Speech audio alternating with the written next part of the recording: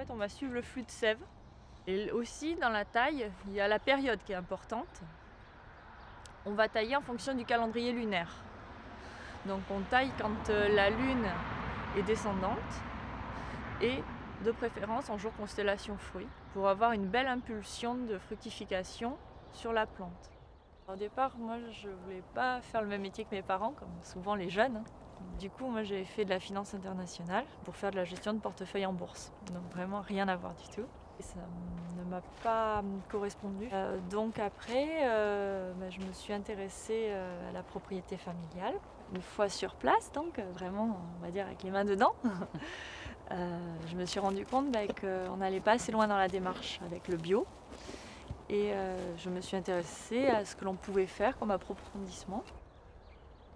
Moi, je me retrouve dans cet abord avec un grand respect de la nature.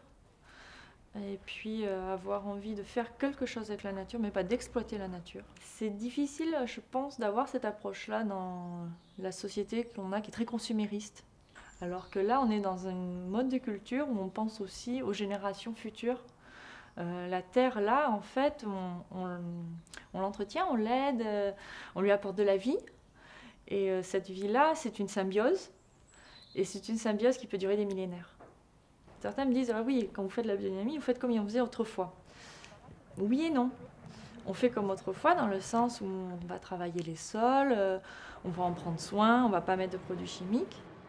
Donc comme préparation, on va avoir par exemple la bouse de corne. Ça, c'est une préparation que l'on vient de passer. Là, je l'ai fait l'année dernière.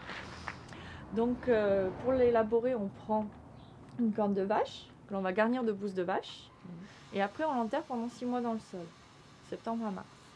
Dans le sol, ça va se transformer en un humus, une sorte de terreau, très riche en micro-organismes, que l'on va mélanger à de l'eau dans le dynamiseur pour faire le principe d'une dilution homéopathique. Donc on utilise 100 grammes à l'hectare et c'est dilué dans à peu près 30 à 32 litres d'eau à l'hectare. Voilà, donc c'est vraiment des petites quantités.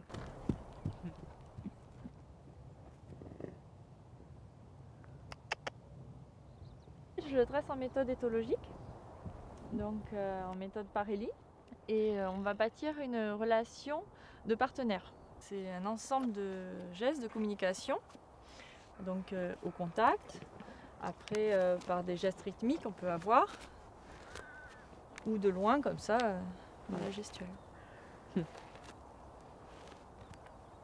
Et après il y a la voix aussi bien sûr. Hein, là. Go.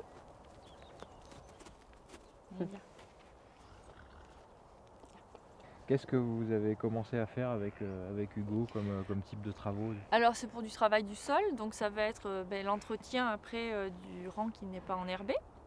Donc là on passe la herse. L'avantage du cheval c'est ça, c'est cette précision de travail et cette finesse qui fait qu'on n'arrache pas de pied. Il n'y a pas les vibrations aussi du tracteur, donc ça tasse beaucoup moins les sols.